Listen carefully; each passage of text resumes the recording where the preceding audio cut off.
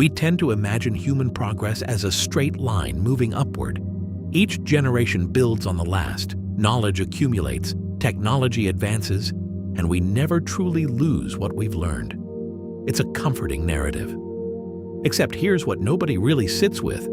Some of our ancestors could do things we genuinely cannot replicate today. Not because we lack the tools or the intelligence, but because the specific knowledge, the precise technique, the exact recipe, the particular understanding, simply vanished.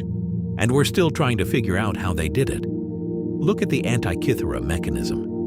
In 1901, divers recovering artifacts from a shipwreck off the Greek island of Antikythera found what looked like a corroded lump of bronze and wood. When researchers finally X-rayed it decades later, they discovered something that shouldn't exist: a complex astronomical calculator built around 100 BCE, with at least 30 interlocking bronze gears that could predict eclipses, track the Olympic Games cycle, and model the irregular motion of the moon with startling accuracy.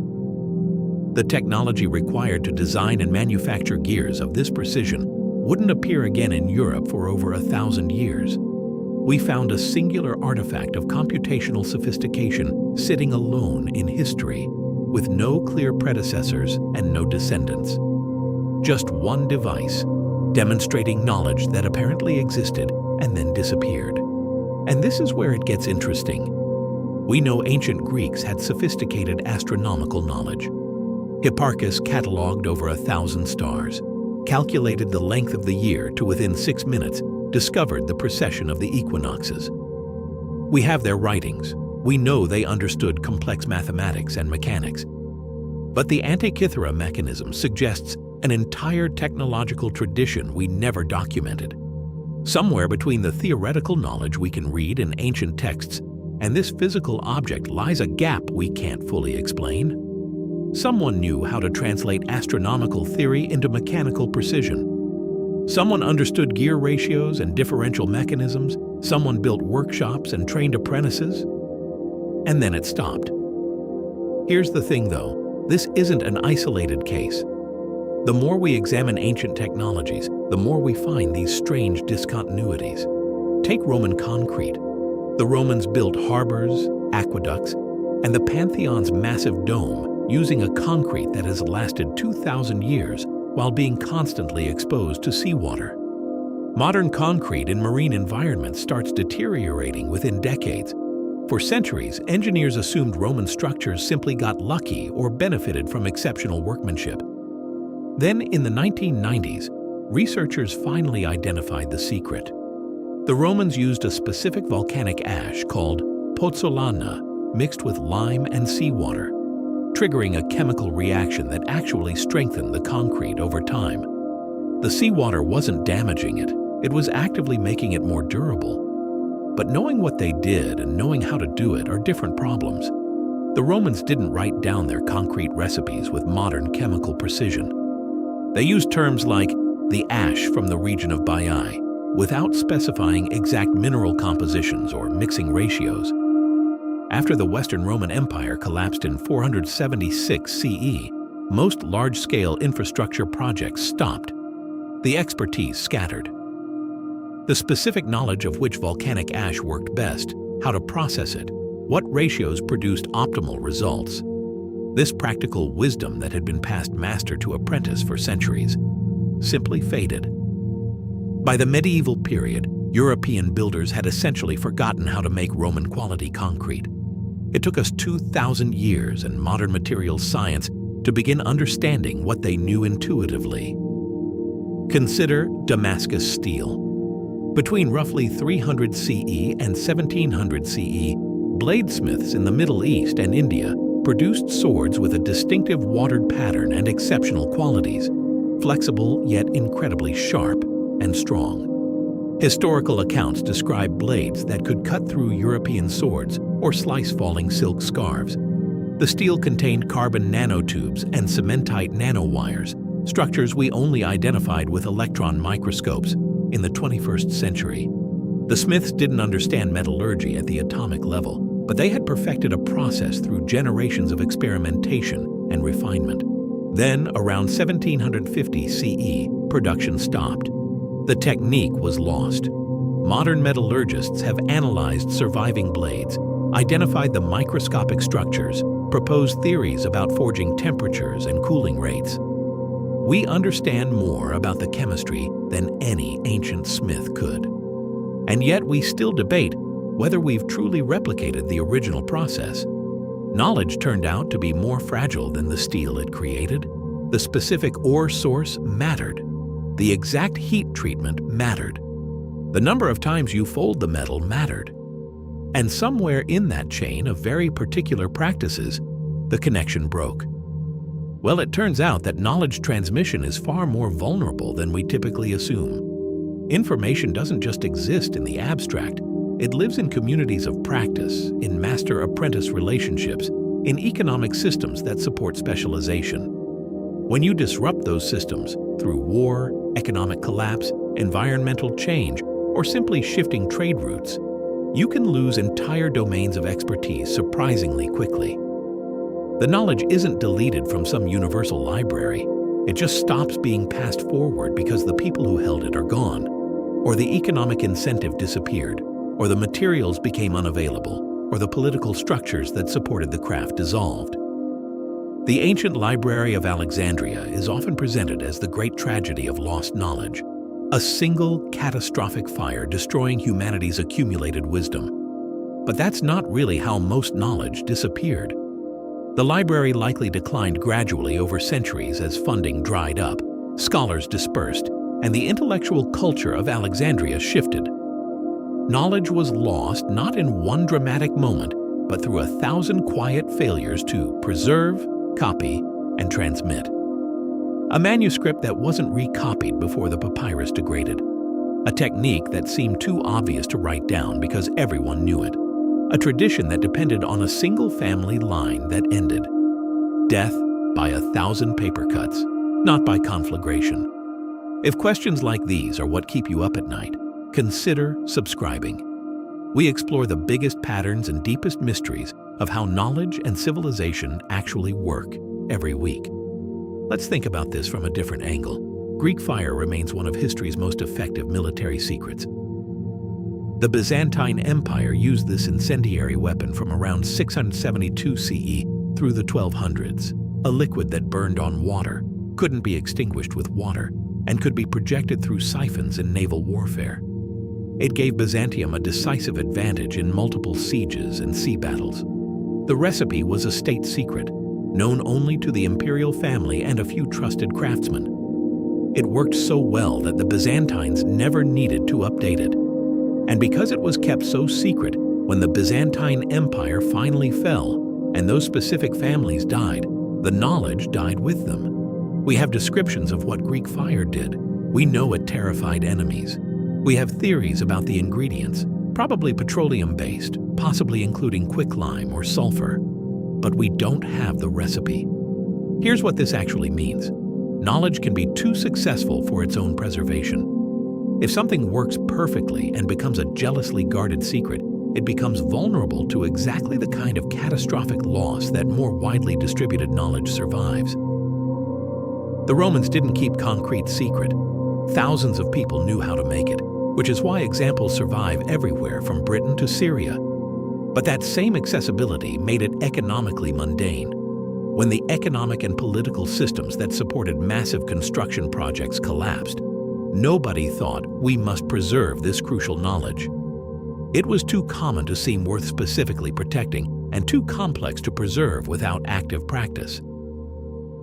The Mayans tracked Venus with precision that matched modern calculations, creating tables that predicted its position over centuries. They understood that Venus's synodic period, the time between successive appearances in the same position relative to Earth and the Sun, was 583.92 days, which they recorded as 584 days. Modern calculation puts it at 583.92 days. Their error was 0.8 days. That's remarkable accuracy achieved without telescopes, without computers, without calculus. They did this through patient observation over generations, creating mathematical systems specifically optimized for astronomical calculation. The Dresden Codex, one of the few Mayan books to survive the Spanish conquest, contains Venus tables, eclipse predictions, and calendrical mathematics of stunning sophistication. But we only have 4 Mayan codices that survived. Just 4 books from an entire civilization. The Spanish conquistadors and missionary priests systematically burned Mayan books as pagan materials. Bishop Diego de Landa himself described burning dozens of codices in a single auto da fe. He later wrote one of our primary sources on Mayan culture, expressing regret for the destruction. But the knowledge was already gone. Centuries of accumulated astronomical observation, mathematical innovation, and cultural wisdom, reduced to ash because it seemed threatening to colonial religious authority. What gets forgotten when we talk about the Dark Ages in Europe is that elsewhere, knowledge was thriving. While Western European learning contracted, Islamic scholars were translating Greek texts, advancing algebra and optics, developing sophisticated medical procedures. Chinese inventors created movable type printing 400 years before Gutenberg. The Song dynasty produced steel using techniques that wouldn't appear in Europe until the Industrial Revolution.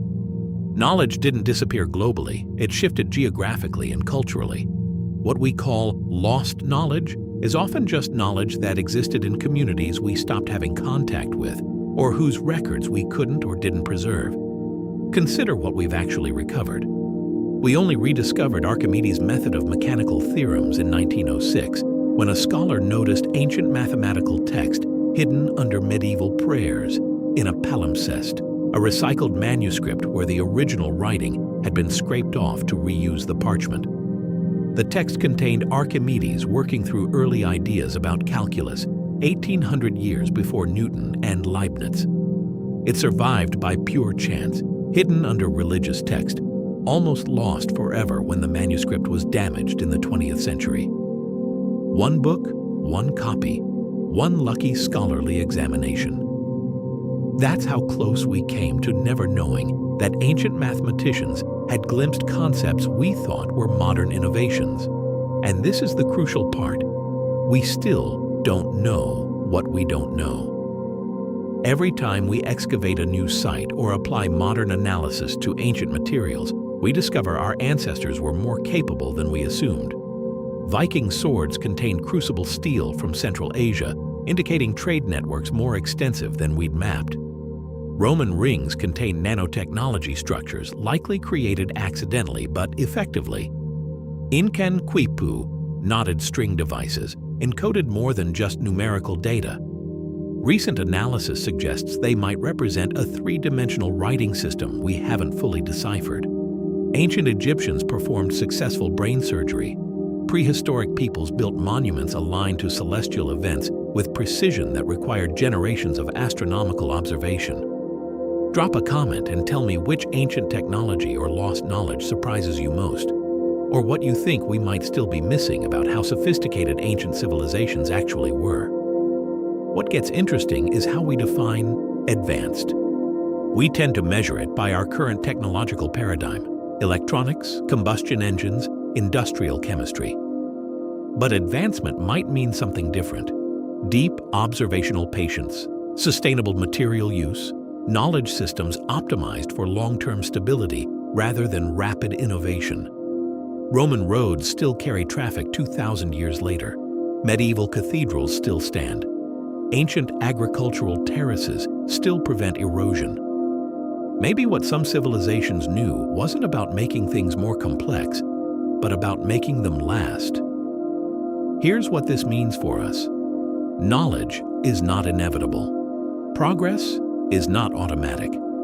Every generation holds expertise that can vanish if we fail to transmit it deliberately and redundantly.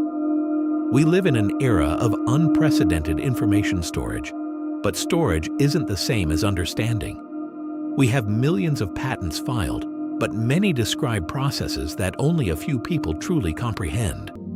We have scientific papers that become inaccessible when journals close or formats become obsolete. We have indigenous knowledge about ecology, agriculture, and medicine that disappears with each elder who dies without passing it on. We have craft traditions that end when the last practitioner retires without apprentices. The question isn't whether we know more than ancient civilizations. Clearly, we do in many domains.